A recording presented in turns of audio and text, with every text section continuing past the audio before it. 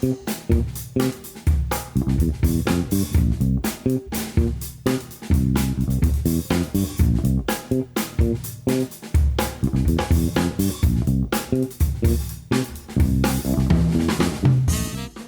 everybody. Welcome or welcome back to the Dan Nessel Show. I'm your host, Dan Nessel. Today, I have the pleasure to bring you the content, user experience, and overall communications professional, the CEO of digital communications firm Local Wisdom, Mr. Pinaki Kathiari. Now, I hope you're ready to really think hard about what you want out of your career and out of life, because we go a little bit beyond the scope of communications here in this episode. Of course, we do talk about content experience, leadership, the great wisdom of letting things go on occasion. But as often happens on this show, we end up getting into a pretty deep discussion about purpose, what you want, what it is that you want to do, and how to figure out whether or not you're pursuing, the right thing. It's a great discussion. I know you love it. But first, let's get right into it. I'm here with Pinaki Kathiari. How are you doing, Pinaki? It's good to see you. Thank you, Daniel. I'm doing well. How about Nice. yourself? Oh, good, man. I got to tell you, this is it's a pleasure to have you on, because I've always felt that we share quite a few of the same views about, communications and about business and even about personal direction. And hopefully we'll get to talk about some of those things today.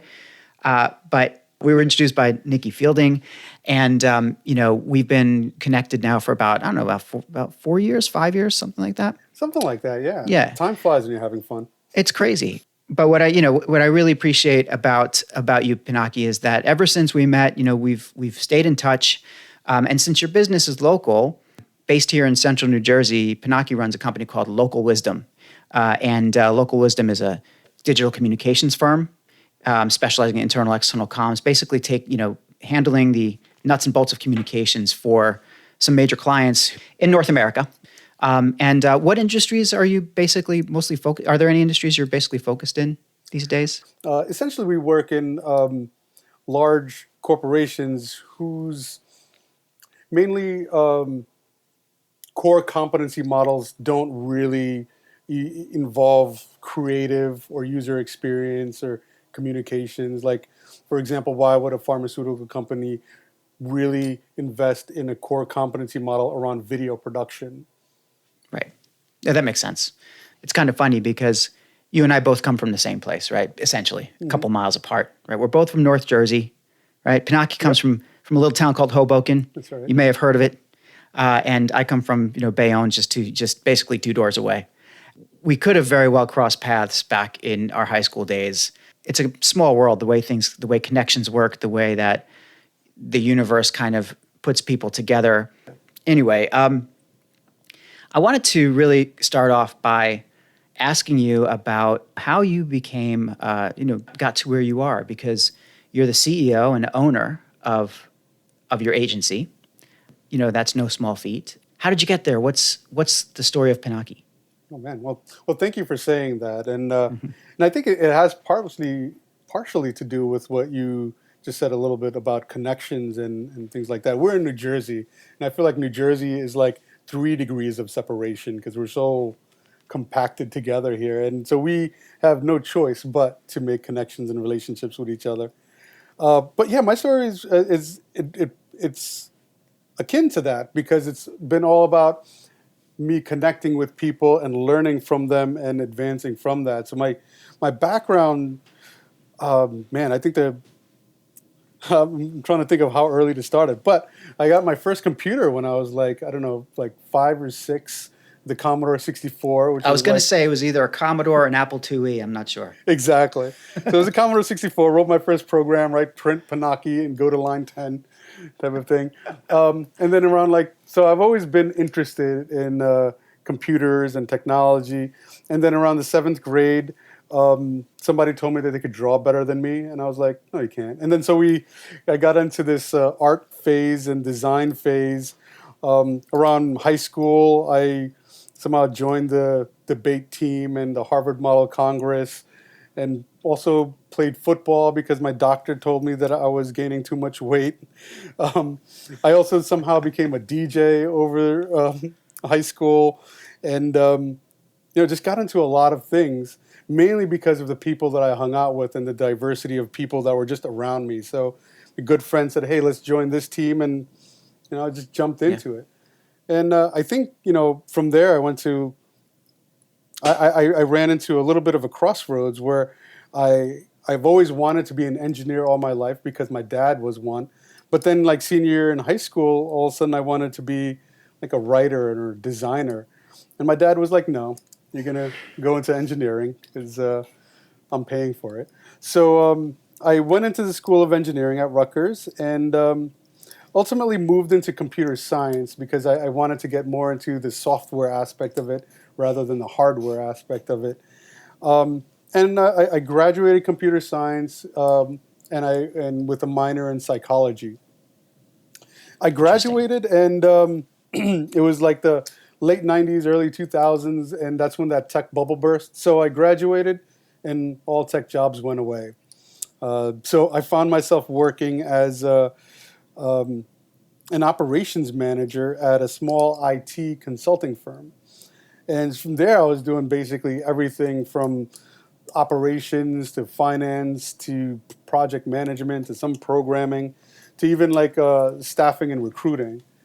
And that's when I also realized that I wanted to really hone in on my design abilities because I felt like this is a great time in that kind of in the early 2000s when like the web and everything like that was coming to place. So started really working on design and websites, and that's when I connected with some of the founders of Local Wisdom, Derek Lorraine, Sean Venkat, and Michael Alfaro, who had started this company when we had graduated. And I was at the place where I'm like, you know what, I could get some really good experience and practice working with them. And kind of one thing led to another, and they really liked what I was bringing to the table as far as the small business and design mentality. And that's when we talked about becoming partners and wanted some more help. And it was great because we saw at the time there was companies that did great design and companies that did great technology, but none that did both really well. And that's what we sought out to do. So, from there, I kind of like had a few different roles at other companies as well because, I couldn't join full time. But I spent some time at Johnson and Johnson as a developer, moved over there into a design role. I went to Avenue A Razorfish, which was an agency in New Sure. York, and did information architecture before coming back to Local Wisdom full time. And even at Local Wisdom, I started in user experience, then oversaw all of production, then got into sales and marketing, and then launched my own side product. So I got into product management, and now as CEO, it's just like a little bit of everything. So I think my journey has been just seeing a whole bunch of things, getting involved in a whole bunch of things, and then mashing and mixing them together to just be who I am now. Well, you also have this kind of, it seems like you've climbed, right? You started off in software engineering, basically, way back when, and you just kept adding different aspects to your skill set until, boom, you're the CEO. No, of course, it doesn't happen like that. You could see in your career progression, step by step, getting to where you want to be. I think a lot of people these days are a little impatient, maybe, to get to where they need to be. I mean, I can't speak to anyone's particular ambition, but there is a lot to be said for patience and the idea of just gaining knowledge and seeing where that takes you.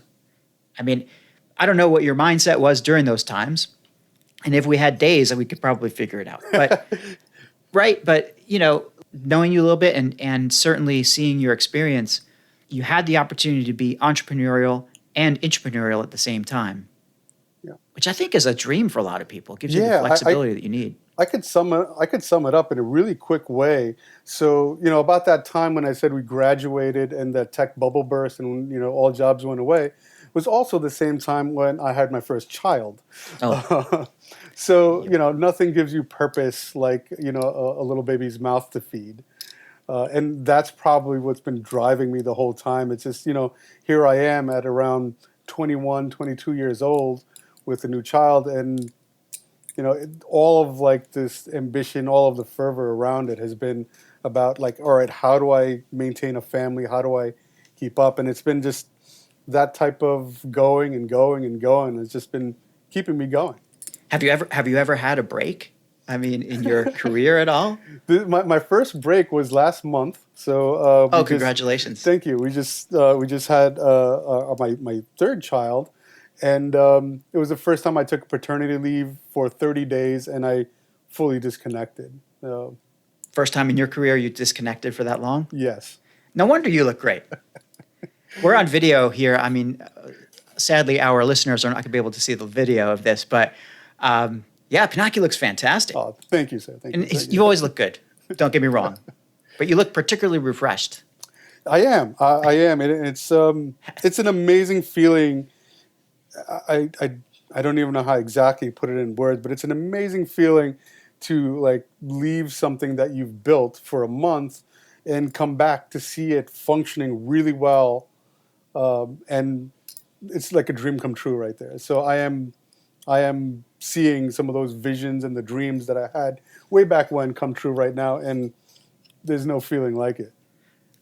It's almost like the dream of entrepreneurship, where you build something, and it takes on a life of its own. Then, I suppose maybe the dream of some entrepreneurs is you build something, it takes on a life of its own, and you sell it and make a fortune and go, right? But maybe the dream of many others is you build something and then you're like, well, it's my baby now. Mm-hmm. And you're afraid to let it go, but it's always just amazing to see it be able to walk on its own and talk on its own. And, you started 20-something years ago by being with the incentive of feeding your baby. And you did that by building another big baby.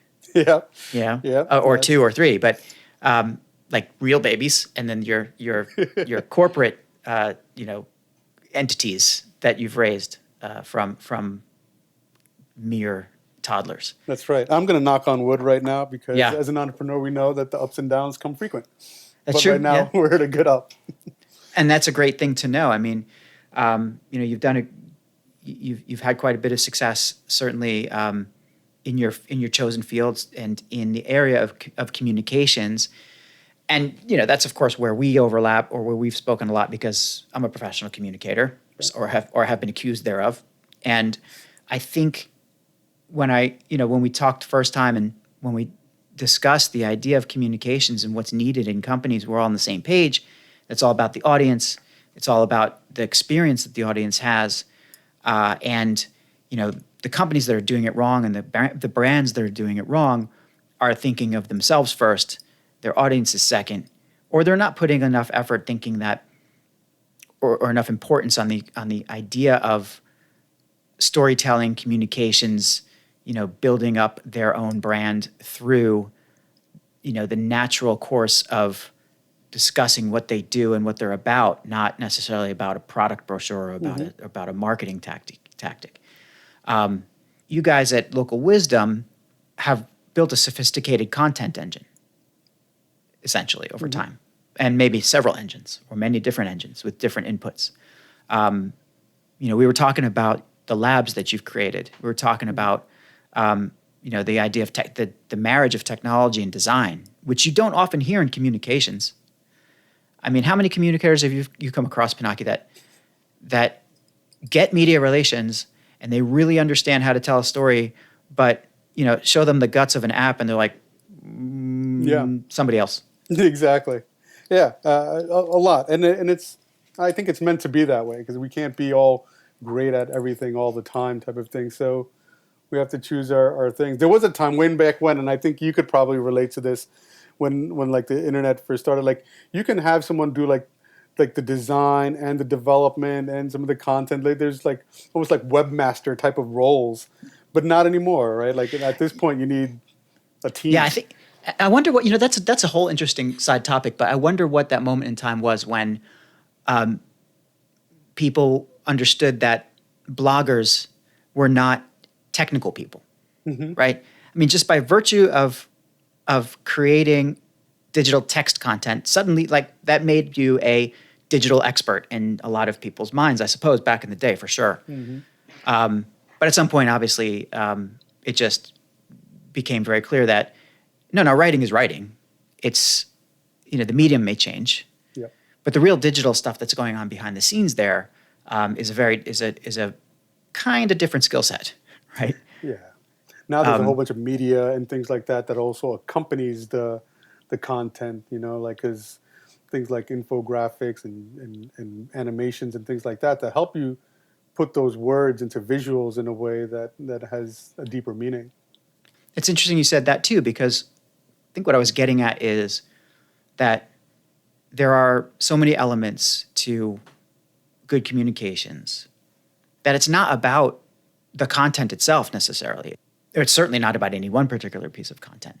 It's about the experience of all that together. Mm-hmm. I'm not going to take credit for this, certainly, but I've heard recently talk about content experience. We talk about user experience. We talk about digital experience. There's all these X's.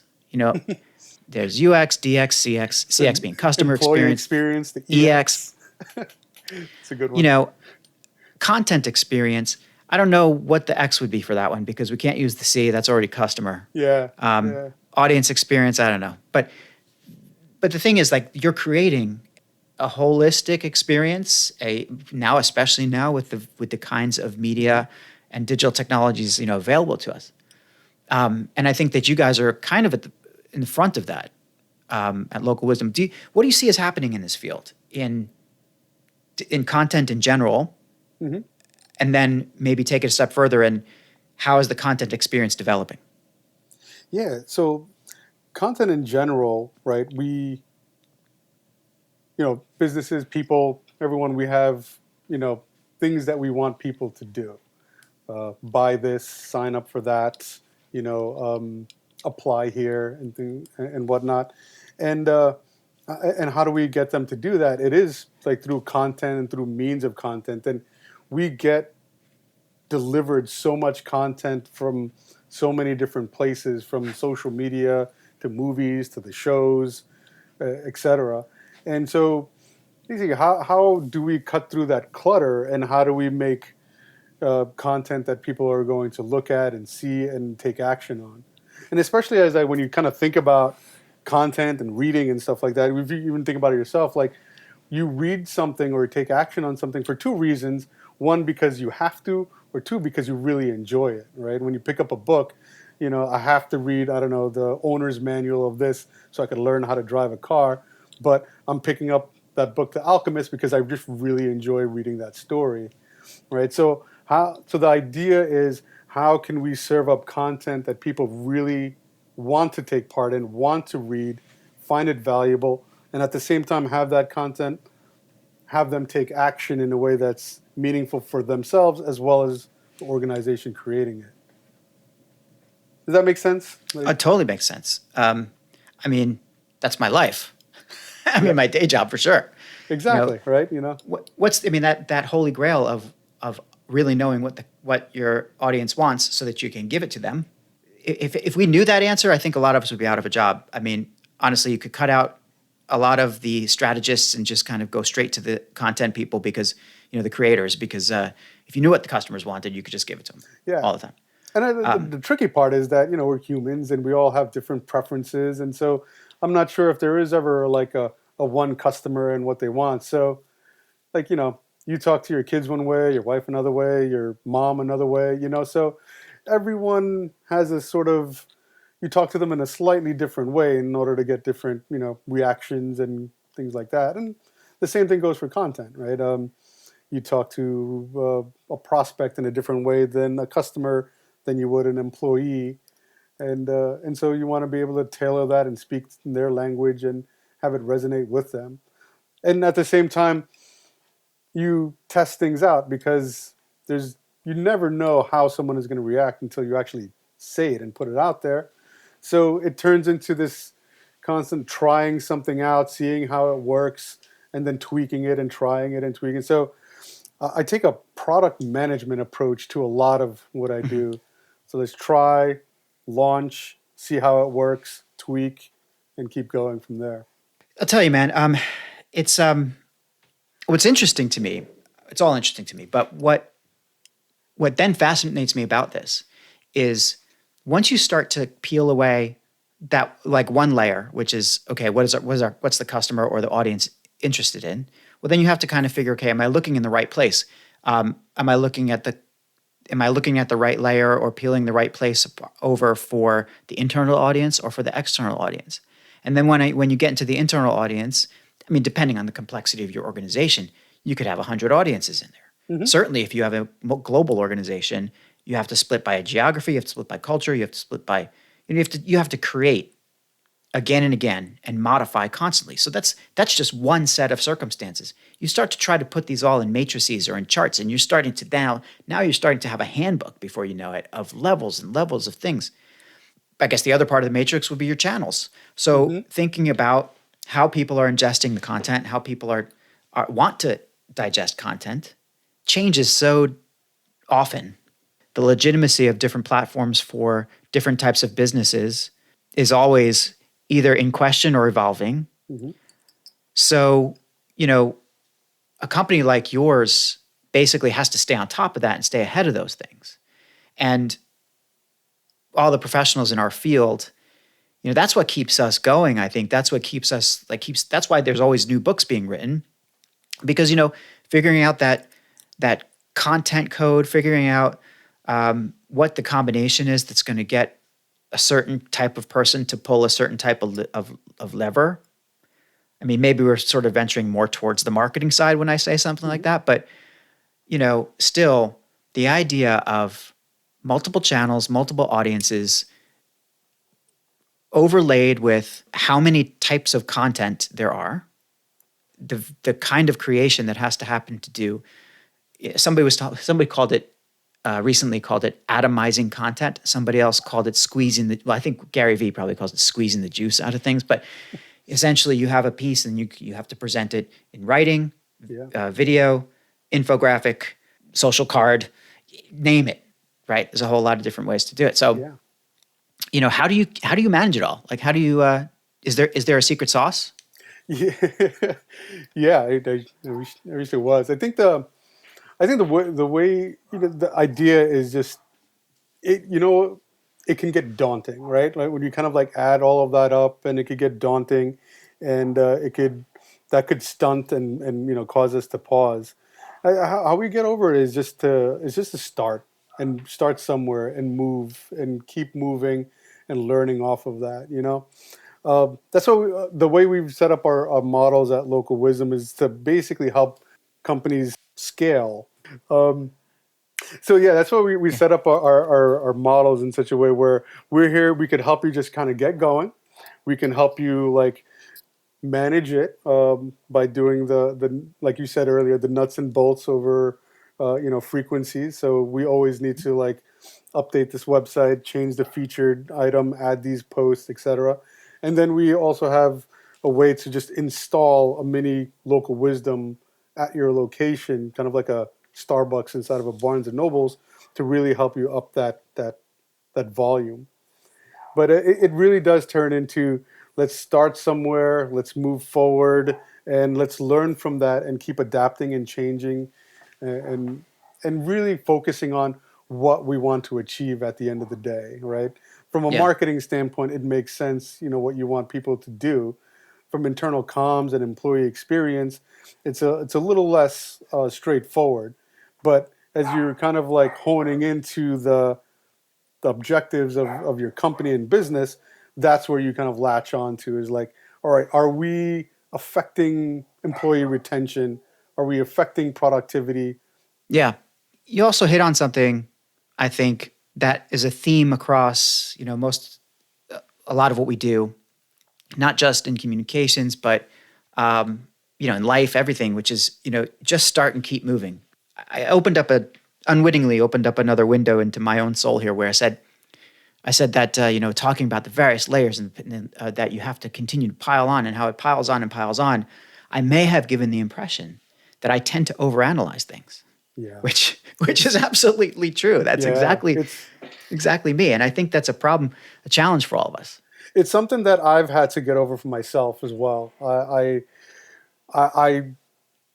love complexity. That's maybe it's that part of me that's a internal information architect. I love complexity and organizing complexity and making it simple. But there have been times that I've been known to make it more complex, and I've it's one of those things that I've had to learn to look out for in myself and guard against. How do you know? How do you know when things are Um, getting to be crazy? the most recent, the best learning I have, I think.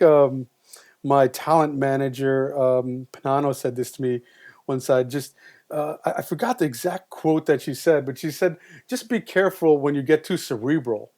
And I think about, oh man, what is that movie? Old School? Was it Old School with Will Ferrell? If you've ever Yep. seen that movie, Oh, of course. there was a My time at man, the my boy Blue. yeah, my boy Blue, right? So there was a time at the end where Will Ferrell has to go on the debate team to do something, and you see he just kind of like blacks out and he just starts talking.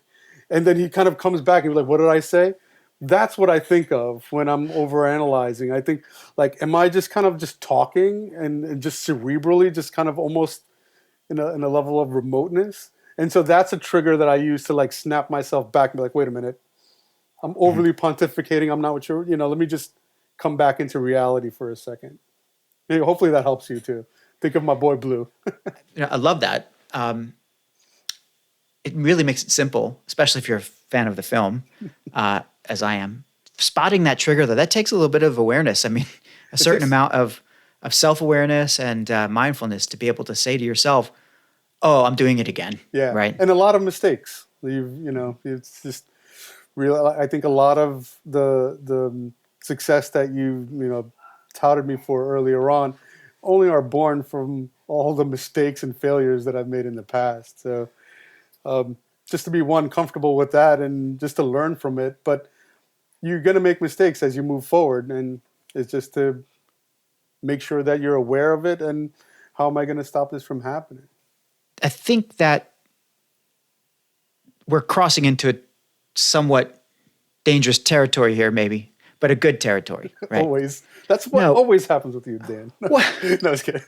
well, look, we as communicators, I think, I like to think that we have special insight into figuring out what stories we can tell, and especially when you look at a brand or you look at a company and you say, okay, I'm hearing it, I'm listening to what the executives are saying, I'm looking at what the company does, and you say, okay, this company is making the world better, or this company is their mission is to, save the whales, whatever it is, right? You can boil it down to an understandable, hopefully, if it's a good brand. I think if it's a brand that has longevity, especially, you can probably boil down the story or several stories to a couple of very understandable nuggets and relatable things.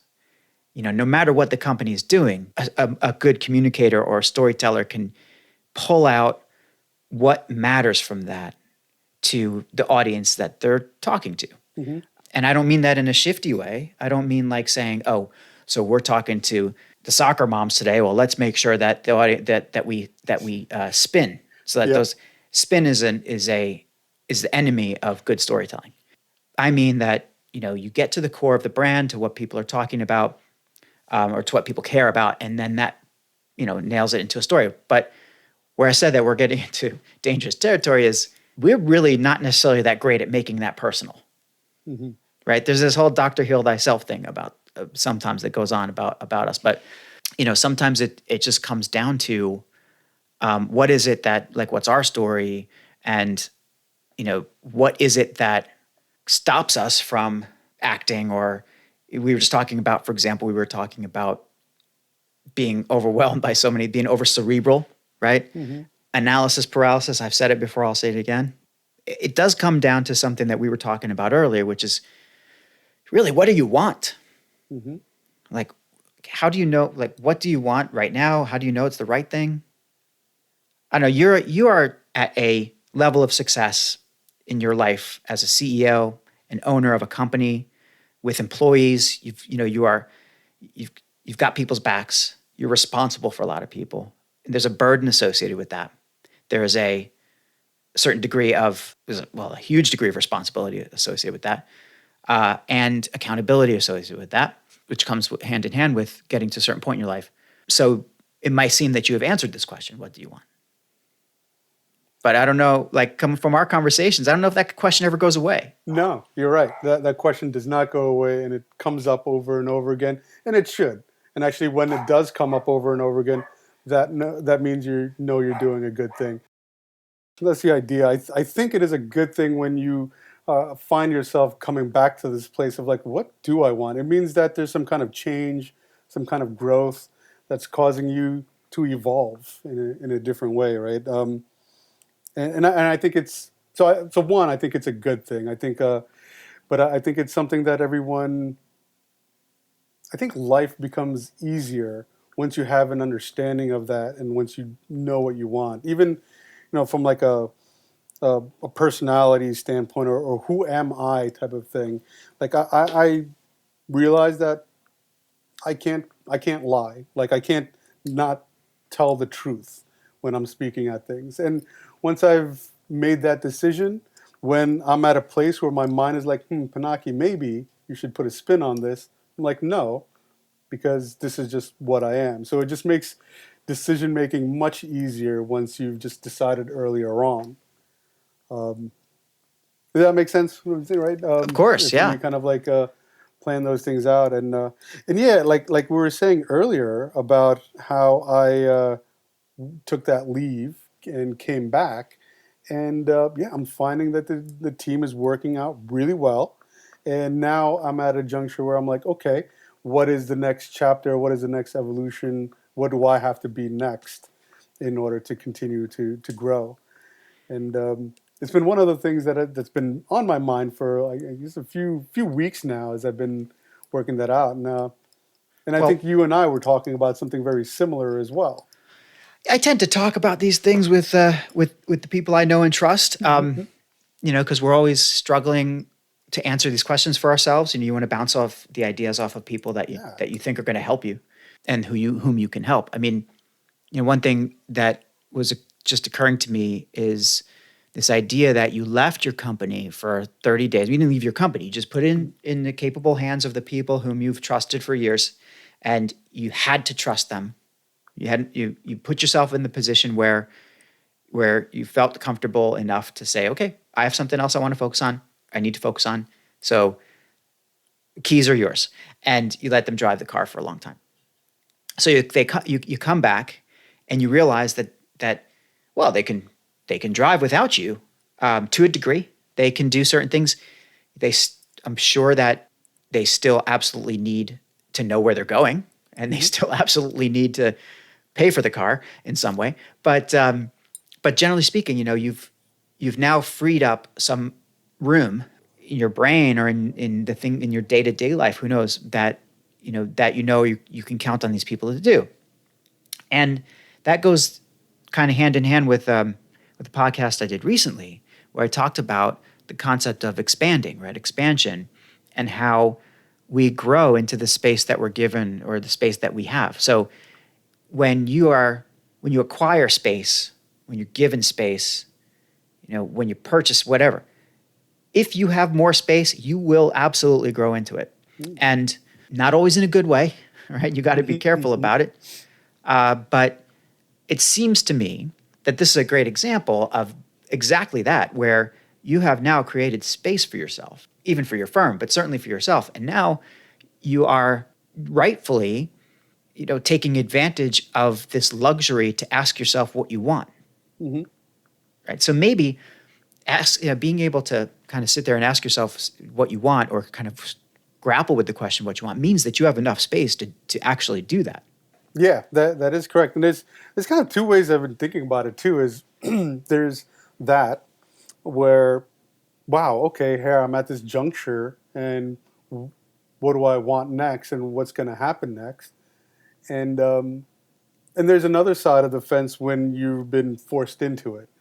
Sure. I've been getting into these conversations a lot because there's unfortunately a lot of people who are like losing their jobs right now and things like that. Which is another reason where you should be asking yourself, what do I want and what is next? And because in both scenarios, I think it's always an opportunity to move forward into something new, into something different. And, I think throughout all of the mistakes or issues or hardships that I've been through, they've always felt like I've come out a different, better person at the end of it all. So it's kind of like I describe owning a business or entrepreneurship like a roller coaster that goes up and down. And I joke around and I say that the ups and downs could happen within a matter of minutes.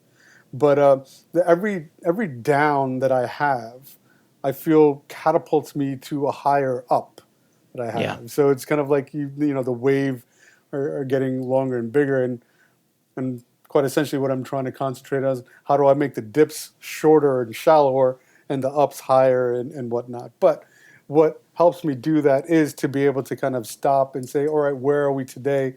Where do we need to go? What do I want? And how are we going to get there? And that makes perfect sense to me. Sadly, the unfortunate folks around us who have been affected by either the pandemic or the unrest around us these days.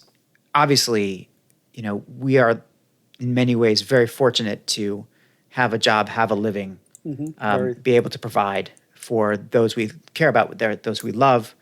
And I hope that anybody who's in a position to do so would be willing to give and help those who are less fortunate. But that's a value judgment. See, one of the issues, actually, if you don't mind me saying, one of the issues that people who find themselves in this situation have is they are forced to determine what do they want or find out what's next, but they don't have that luxury of time or headspace to do so, because now we're in almost an emergency situation. Yep. And so what I was thinking about is like, how can we just take a maybe a little mental palate cleanser, a mini break, and to just sit back and say, all right, what do I want? What are the ways where I could leverage this into something more fruitful than it was before? Mm-hmm. Because I believe there is a way. Yeah. We just have to find it and look for it. I agree with you. I mean, there's a sort of deterministic way of looking at it. It says that the universe is pointing you in a certain direction, and things happen for a reason. You always hear that kind of stuff, and a lot of times that's just a way to make somebody feel better, I suppose. Mm-hmm.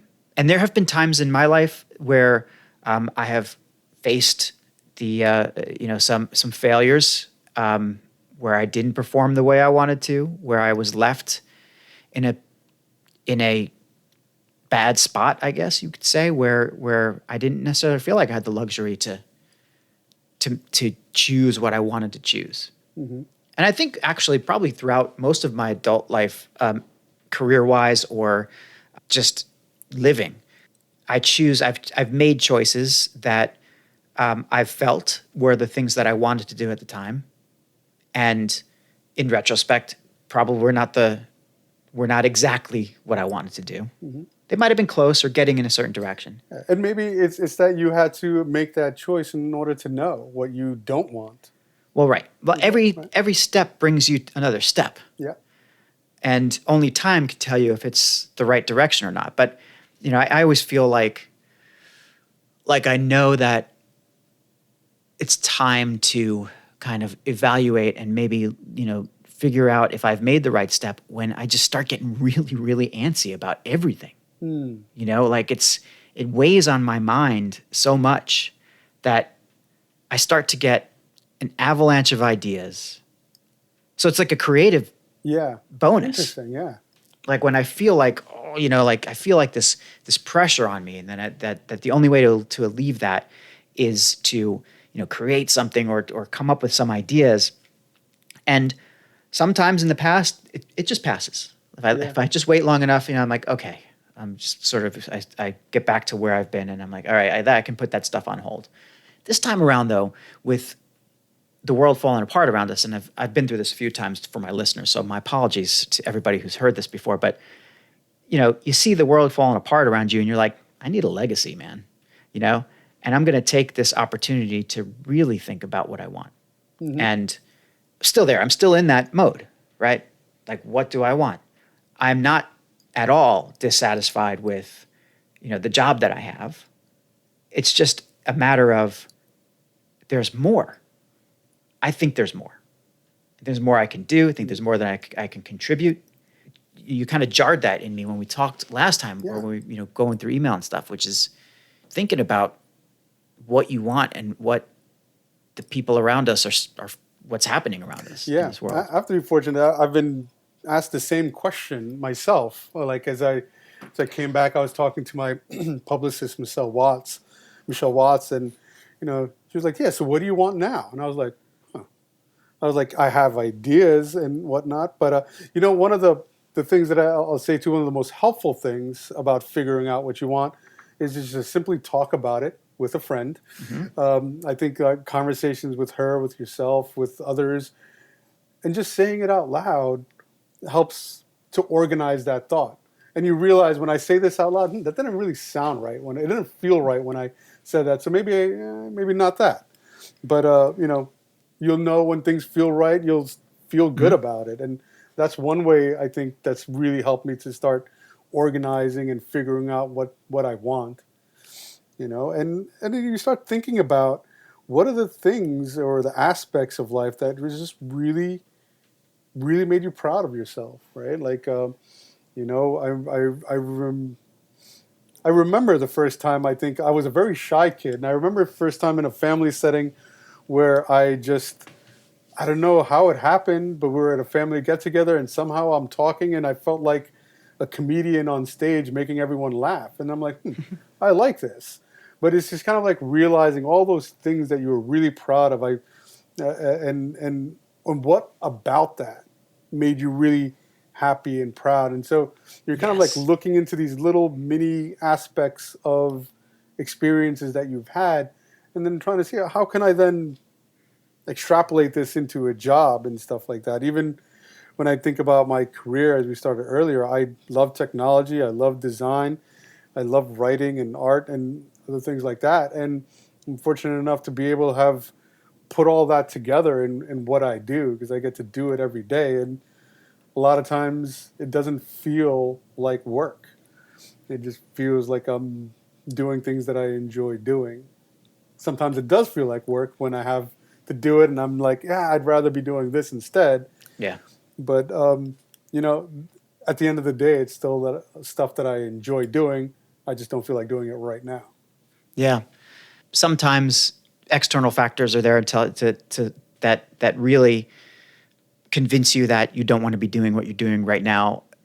Like the classic example is trying to write a term paper on a sunny day. Like you just, I don't want to be doing this right now, but because I want to be out there on the sun. But the fact is that if it's something that you're really passionate about, deep down, you probably do want to be. Yeah. Maybe not a term paper, but a book or something. You do want to be writing or reading.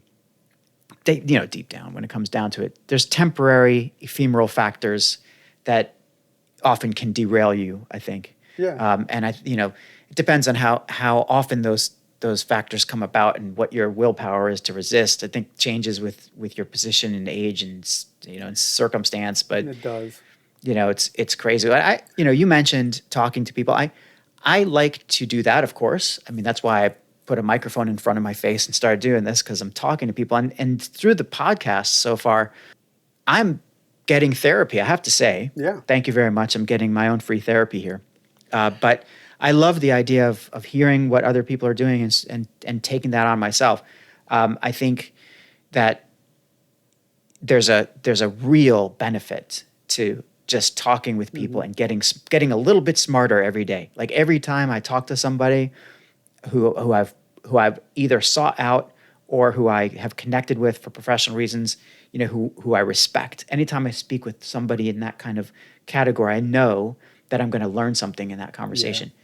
Sadly, for my pocket, those conversations have now been resulting in me having to buy and read a whole ton of books. I keep looking over at my ever expanding bookshelf filled with marketing books and, kind of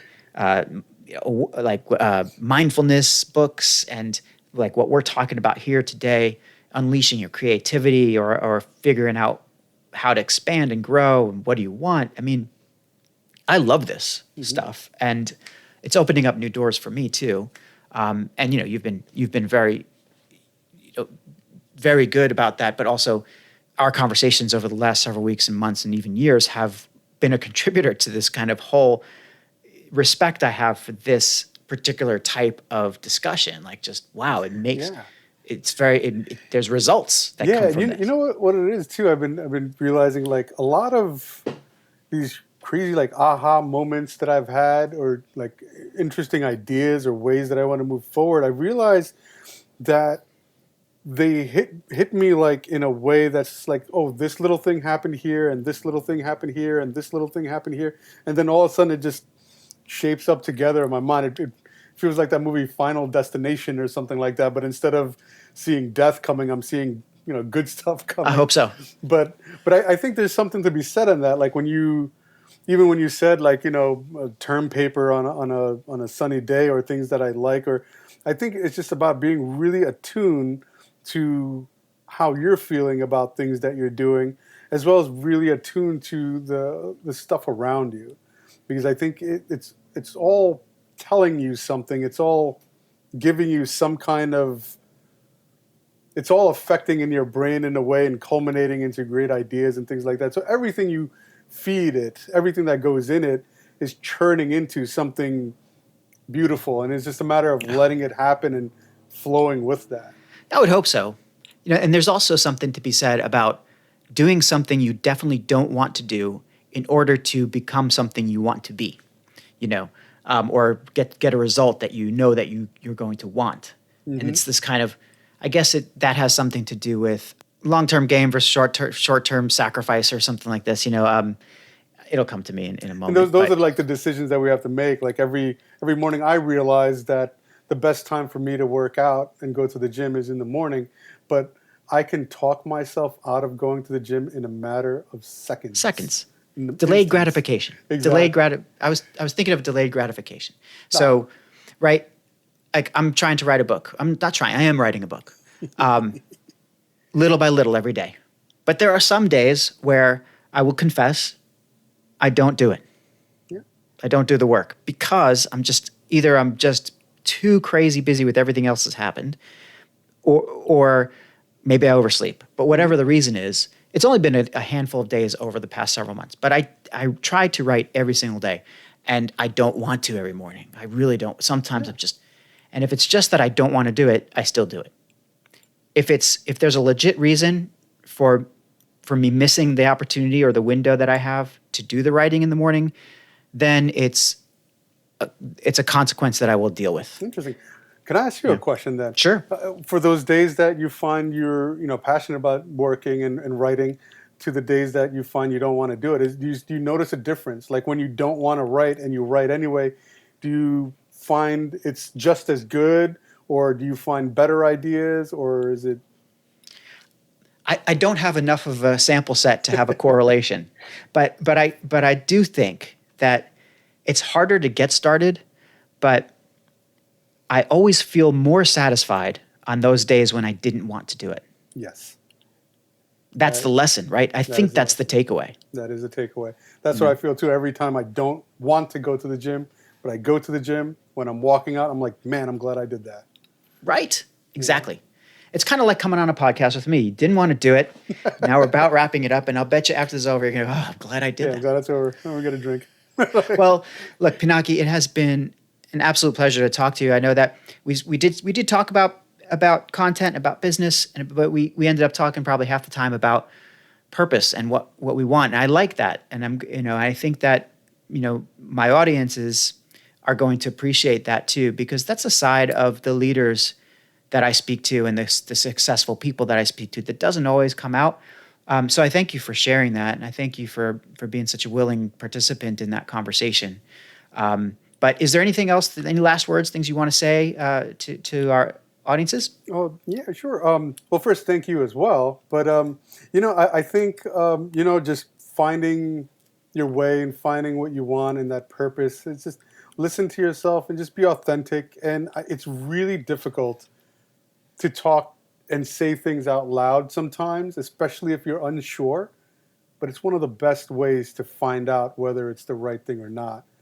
Just having a good friend, someone you could trust and talk to, and do it. So thank you, Nan, for having me on. This has been a pleasure. No, man. I hope my ramblings were some level of value to everyone.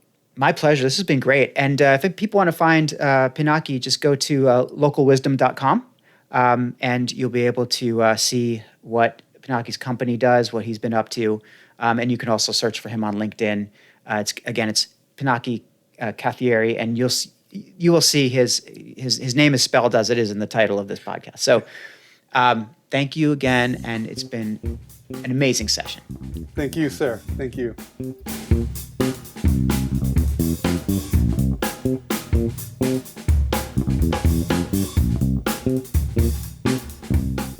If you enjoyed this episode of The Dan Nessel Show, please head on over to iTunes, Spotify, Google Podcasts, or the podcast player of your choice to subscribe, rate, and leave a review. And please don't forget to spread the word. Thanks for listening.